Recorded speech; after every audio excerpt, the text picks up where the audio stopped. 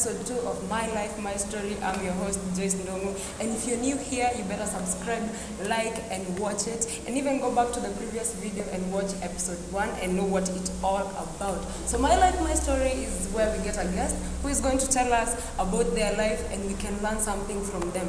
My guest today, I will just let him introduce himself. Hi. Hi, my name is Morris Garoya, aka Alice Mure. Yeah, I'm a musician and other couple of things. And other things here and there. Welcome to the show. I've been watching by the way. Thank you. Yeah, I've been watching. You guys should subscribe by the way. Please. It's an amazing show and I'm privileged to be here. I really appreciate it because you can just call someone and then they just ignore you. And the fact that you accepted to come, see, we just jump right into it. Of course. So, Monre or Morris, which one do you prefer? Monre. So, who is Monre? Where he was born from? Because we want to know how it was like being in your shoes, you know? Yeah. Nothing interesting anyway, but I was born 23 years ago. And from there, I went to primary school, of course. Obviously. Primary school called Trinity School in Marago. From there, I went to Njiri School. And then from there, I went to KPLC Training School to do diploma in petroleum engineering. That's Njiri boys, there's a time you people used to do that things to us. Where were you? Because I was in Karigwire at day school. But then we used to come for events at Njiri because it has a huge field. So that's where we used to come for our athletics and even music festivals. How comes we didn't meet? God's timing. Or you were just, bad for me to meet you. Suspensions here and there. No, I've never. You've never been to suspensions? I've never gotten any suspensions. In fact, I almost got one. But mamangu ni ule msee. Lazima we come through. So alikuja mini plug. Nilikuwa nimekelea. Okay, so I was in form 2. Yeah. Nikaenda nikaomba kiatu kwa form 4. I didn't know hiyo kiatu ni ya kuibiwa. Na ilikuwa imeshikwa kwa ofisi ya DEPA. Na hiyo form 4 alikuwa ameiba kutoka ofisi ya. Na unaenda kaomba. And it was a conspicuous shoe. Yani hata ningevaa nilikuwa funky na tesa. Like just go for it, you know. So mimi nimeshuka like tumetoka funky nini. Yeah. Mimi nimeshuka. We had this inspection. Yeah. Ndio hiyo DEPA Garoya, hizo viatu ni zangu. I'm like zako aje. Mimi niliomba form 4. I was like, mpaka nikasmile. I thought it was a skit. Oh wow. Like I was like, you're playing skits with the I know you teach drama, but now to this point. And then he was my friend, so I was like, what's up? What's happening? So moving forward, he called a disciplinary meeting. They wanted me to pay 10K for the shoes. And then my mom was just over there smiling and telling them, you know what, let's just go pack the clothes. And let's just go home. Yeah, your mom is a legend. Yeah, like she was like, I don't like drama. And I can't pay money and I know that this is fraud. So just show me the door, we pack clothes, we go to Mau. I mean, you actually moved? No, I didn't move. It was a threat. It was just a threat, and they cooperated. Yeah, they were like, okay, there was no need.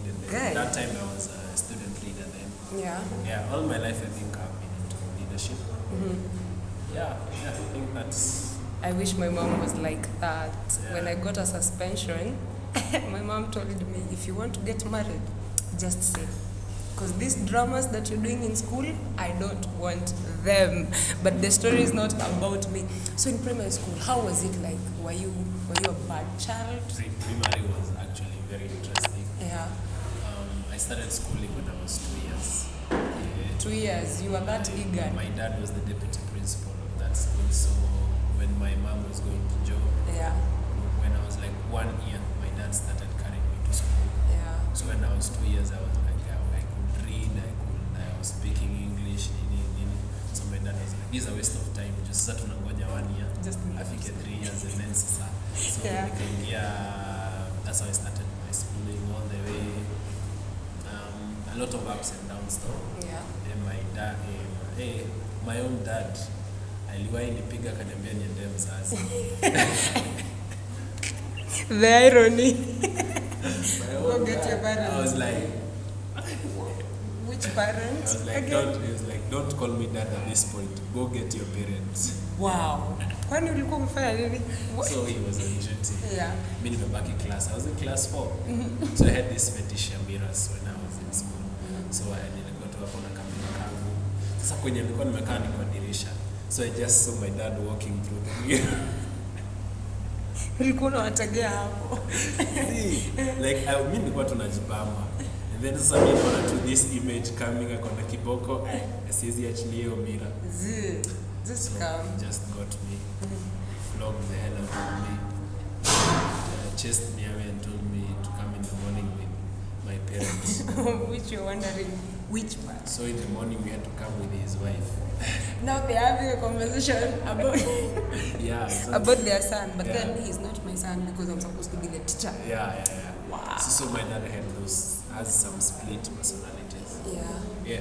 But anyway, I've enjoyed. It was good. Yeah, it was amazing. How does it feel to have like a dad being your teacher and you're a student? Does it limit you to doing some things? Do you feel like you're supposed to be better than any other student because my dad is the teacher? Well, my dad didn't have those pressures in terms of academics. Yeah. My dad was like, just make sure your discipline is right. Yeah. I enjoyed more than I suffered because the food, Nyinyi ndo mlikuwa mnakula special food. We see you. Pale ma snacks. We see you. Sisi we out here in a zile ma snacks zilikuwa zinachukuliwa kwa domo. I know. Nyinyi mlikuwa sasa nilikuwa like wow. Umeshika mtu na kebab dad. This is my life. I'm just gonna eat it because you're my dad. Not he used to like call to the office after that raid and he was like, me and my bro were in the same school though. He was in class 8 and you were class 4, so we were just locked in the office. We were told to feast until Ushibe. Yeah. So I enjoyed it. So you're done with primary school. Yeah. You go to a boarding school. Yeah. A very good school actually. There is no. How does it feel to change from a day school to now a boarding school? It was interesting because in class 7 I went into boarding. But it was not like boarding because our home is just near so my mom was like, hey, I miss my son. Anakuja Thursday.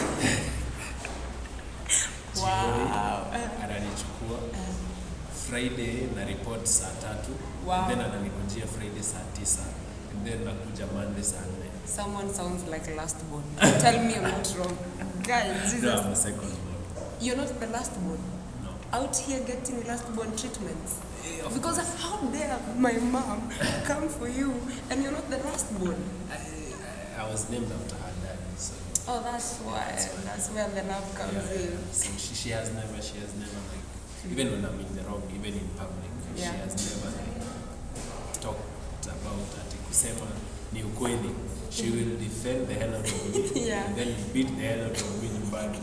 So would they put that look when you're in public and you've done something wrong, but your mom cannot beat you? There's that look in the peango. Hiyo lazima upigwe, hiyo lazima uangaliwe. But sasa hata nikikosea then mse mwingine anajaribu kunipiga na mama will be like, that's my son. Aizibwa amekosea. I know him. Niko hapa na sijampiga wewe ni nani? Who are you? So how was high school? So Njeri was amazing. Yeah. The fact that I was ambitious. I have always been ambitious. Yeah. So when I entered into Form 2, there was a very weak club. It was chemistry club. People hated chemistry. Who doesn't? Yeah. So I took over the leadership. Yeah. And when I left, it was actually almost everyone was part of the club. So you were good at chemistry? Yeah, I was always the best from 2.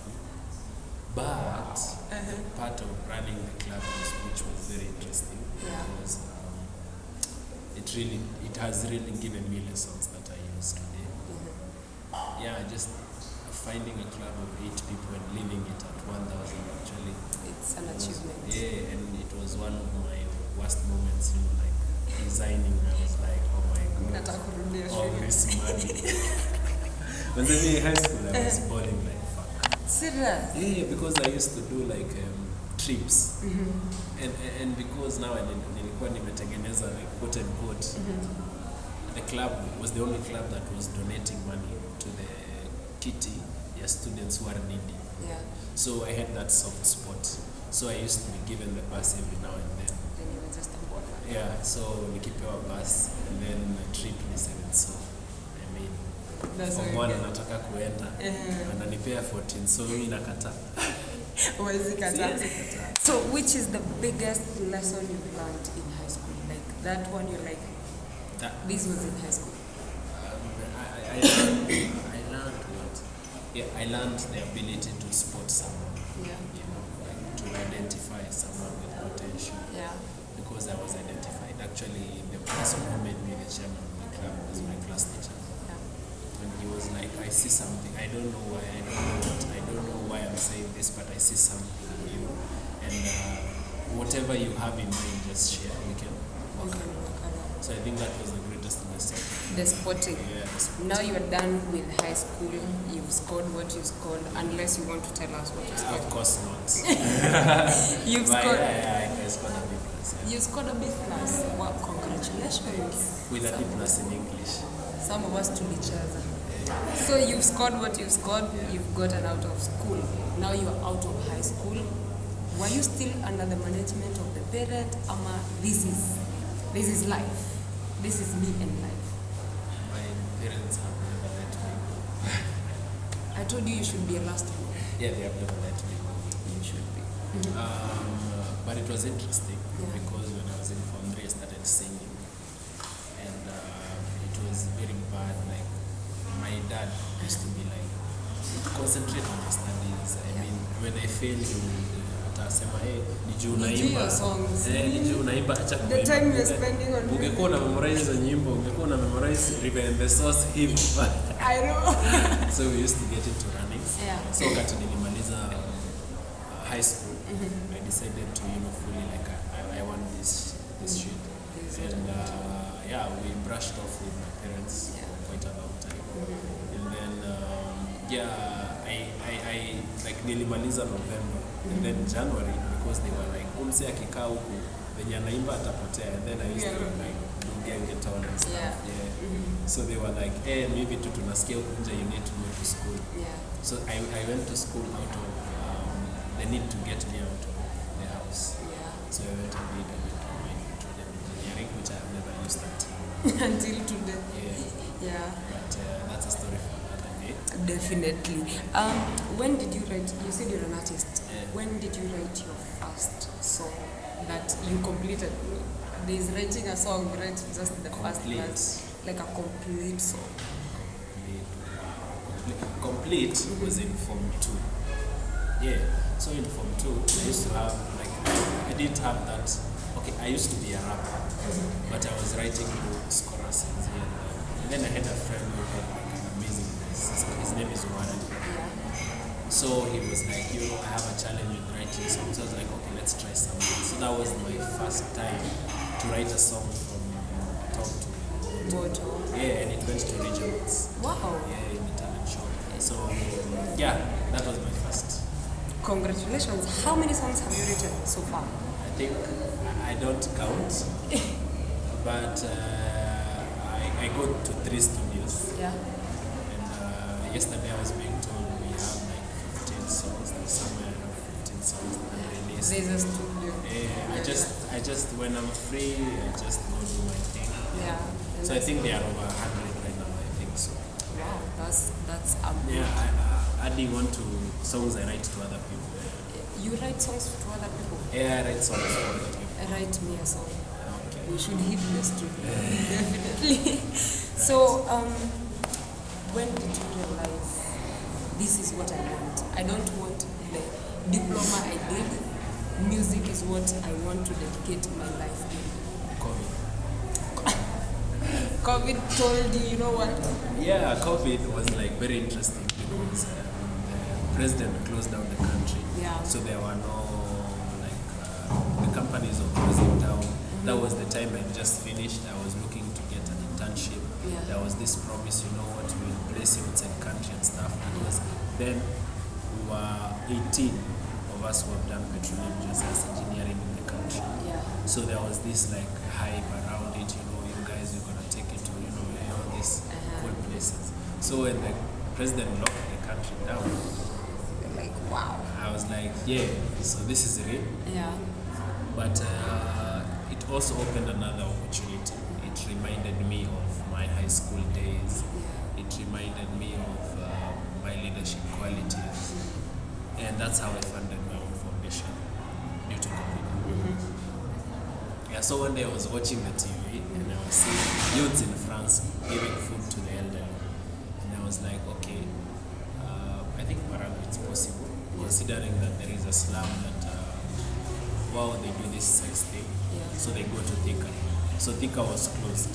So where will they go to? Those people are dying in hunger. Yeah. And what is it called?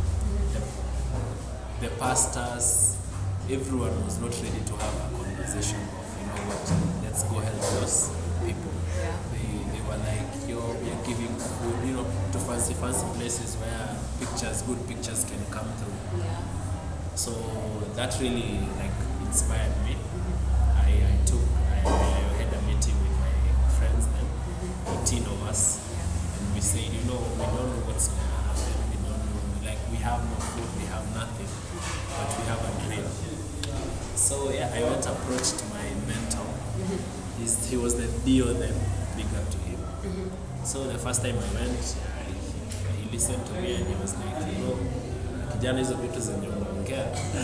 Akili tupu. See, he was like, that's bullshit. Magic. Like he was like, you know me, you are not the only bright person in this division, so don't come with these bright ideas. And I can't buy this because I don't know the end game. So I was like, okay. I went, I came back again the second day. Yeah.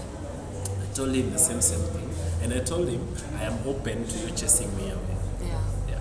That was my opening statement. I was like, mi niko tayari unifukuze. But ukizanipea dakika 5 unisikize, at least mimi stand home na guilt because I was not sleeping, literally, because of this thing I was having in my head. So he chased me away. Obviously. Yeah. So at that time I was like, it has to be different. So I went with my 18 friends. And we told him, you know, we will demonstrate. We are going to show you. If the whole telling you is not getting in the brain, we are showing you. Yeah, and we were like, we have called, like, we are ready. We just want to have a sit down with you. And he was like, I've been thinking about you. I was testing you if you are persistent, if you're serious. Yeah. And in fact, I have already talked to the schools around because now they were closing, the food were going bad. Yeah. He was like, I thought about what you told me, and we have somewhere we can start. So he assisted us in writing those letters to get yani kukubalika. So we went to the schools, business communities, we went to mapping the place, 300 families. We fed them for 6 months. Wow. We built a house for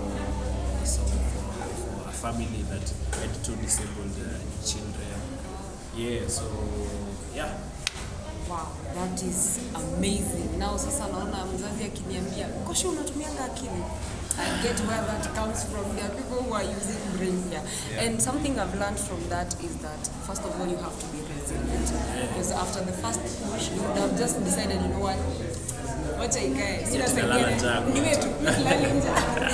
The second thing is the brain. You know, youths can do something. Just because you're a youth doesn't mean you can't do something. So here we are. You're doing music. That's how we met. Yeah, that's how we met. Yeah, we met over music. How is music life? Is it paying?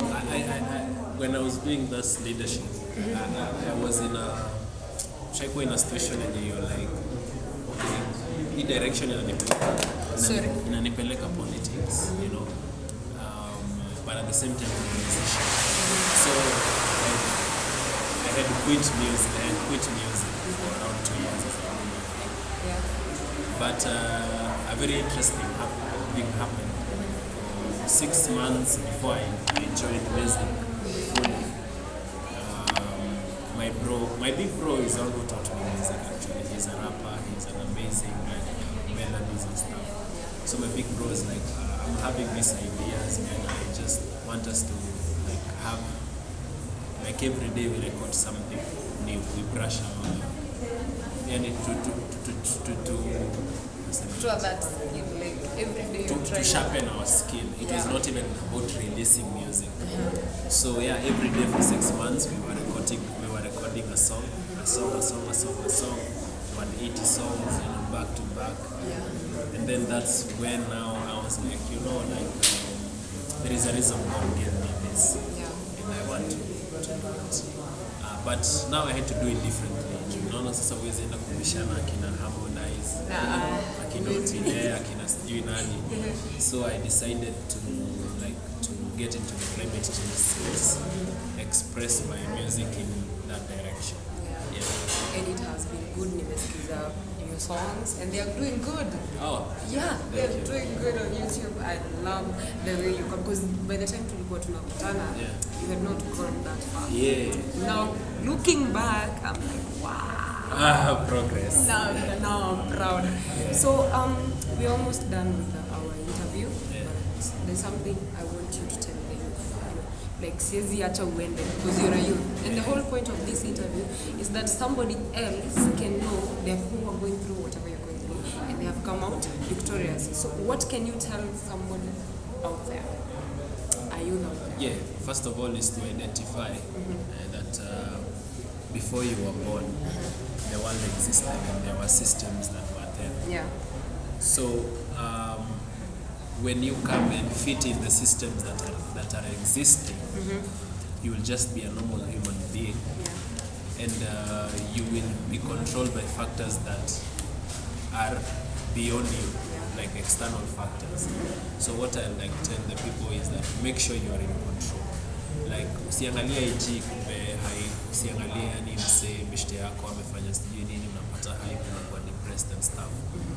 Make sure you're in control. Be your own friend. Like, comfort yourself, forgive yourself, because we all make mistakes. Motivate yourself. The ideas in your head are a way of God talking to you. We are not all prophets out here. God cannot. Huwezi kuwa ukikaa venye Elijah alikuwa anaamka anapata vulture inamletea chakula. Like we are beyond that point. Now we are at a point where God speaks according to your own purpose, and it happens through your thought process. So listen to yourself. So thank you for that, and I hope they will take it into consideration. I have 5 rapid questions. And also I'll talk about my future projects. You will. You answer as fast as possible. Okay. Dream place. That place you want. Jamaica. Okay. A bad habit you want to quit. Are you sure? Yes, I want to know. No, they will not look at me the same. Just say they have bad habits. And you want to quit it so bad. The bad habit. I love hiking. You love hiking? Yeah. That's not a bad habit. High places and stuff. Yeah, it's a bad habit. Now, coolest thing you've ever done? Wow, getting drunk on a plane. The craziest thing you've ever done? Craziest? Crazy, wow, craziest. Wow, hope my mom doesn't see this. So, kuna time nimeitiwa form, nimesota. Madhe, mimi niko kitchen nimendea chakula, madhe ametoka. Sio alikuwa ameenda wapi? Mimi naona handbag imejaa madhao. Whoa, I see where this is going. Na utana nikapita na ukaingia form. Me, it was like 30 seconds, 1 minute on that thing. So tulipitana, yeye akiingia na mimi natoka. Na uko na dhao tano kwa mfuko. Na sikimbi. Mimi siko guilty, mimi niko fit. Mimi si mwizi. So nikaenda nikakula, hata sikuwa na haraka. I wanted her to discover, akuje ni deny. Ili nikitoka siseme nimeenda kukula pesa yake. So good plan. That one thing that you fear the most? I fear not being a good friend to myself. Wow. Okay. So now you're just going to tell us, you're an artist, you had big projects before. What is your future plan? So we start with the trending song Poo. Inafika 6K pale YouTube. Did great. So muendelee tu kusubscribe. I saw you and I was like, Kuna On Your Case, I just released On Your Case. Yeah. And my next project is a collaboration of my big bro, a girl called Muyeri, and a girl from South Sudan called Monica D. Yeah. It's called Vibration. I think it's gonna be, it's a banger, it's a dancehall. I just don't want to talk about it right now. Yeah, and also I released my album. It's on my website, alisimonremusic.com. I think these are the things that youths need to always look out for, because Spotify won't pay as much. Yeah. But website, msi akinunua $30 inakufikia 30. Hakuna mahali inapitia. Yeah, so yeah, and it has made me accumulate around 150K. And I'm now investing in I'm constructing my own factory of producing cooking oil and cosmetic products. So and also like next week I'll be launching my first product. Wow. Though that's not a lip balm, it will be an ice cream brand, and then progressively the lip balm, and then that's. I hope you achieve everything you're hoping to achieve. Thank you. Market yourself. Watakupata wapi? Sasa mimi unipate IG Halisi Monre Music, unipate Facebook Monre, unipate WhatsApp ingia na yeye. Yes. Yeah. So subscribe to my YouTube channel. Halisi Music, Halisi Monre. Listen to my songs, man. Go to my website, listen to my songs, hata kama ukanutanunua kusikiza ni bure. Thank you. Thanks a lot for coming. Is that amazing? I know. We will host you after your projects. I will have you right here. Yes, we will always come. Yeah. We will always come. Thank you. It was so fun interviewing you. Yeah. I know. I will force you to speak English even next time. That is my life, my story. You heard it from himself, Maurice Ngaruya ama Halisi Monre, across every social media platform. Go support our own. That's what we do. Subscribe, like the video after watching it. See you on episode 3. Adios.